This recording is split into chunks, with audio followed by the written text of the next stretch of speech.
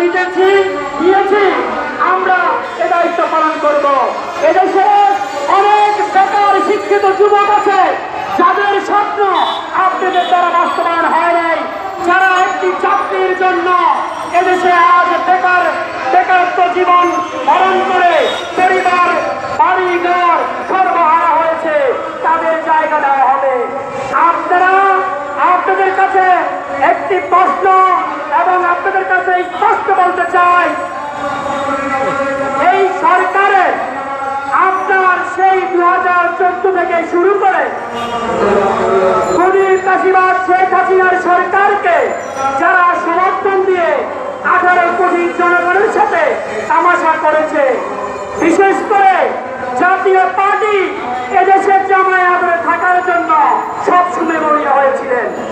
এদেশের জাতীয় পার্টি জনগণের সাথে তামাশা করেছে, জনগণের সাথে তারা খেলা করেছে, এদেশের ছাত্র জনতার রক্তের সাথে আজও বেইমানি হচ্ছে।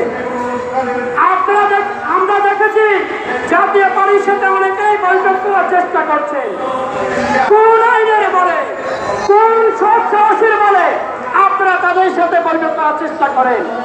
শেখ হাসিনা যদি অপরাধী হয়ে থাকে, 14 জনের ঝুট নেতারা যদি অপরাধী হয়ে থাকে, সাজায় পাওয়ার যোগ্য হয়ে থাকে, তাহলে জিএম কাদেরও সাজায় পাওয়ার যোগ্য, তাহলে আনিসুল ইসলাম মাহমুদও সাজায় পাওয়ার যোগ্য, তাহলে সেই মুজিবুর হক চূন্য সাজায় পাওয়ার যোগ্য।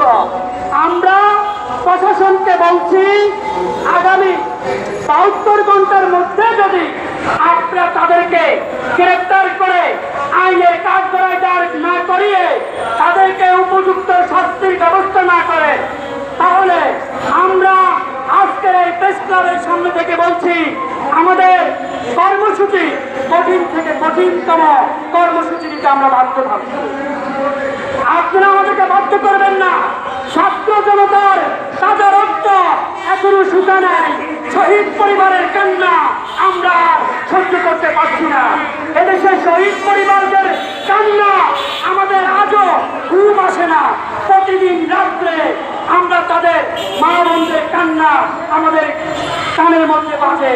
আমরা তাদের যেই মা সন্তান হারা মায়ের মুখ, স্বামী হারা স্ত্রী, আমরা তাদের স্ত্রীদের কান্না, তাদের বেদনা আমাদের চোখে আর সহ্য হচ্ছে না। আপনাদের কিভাবে সহ্য হয়?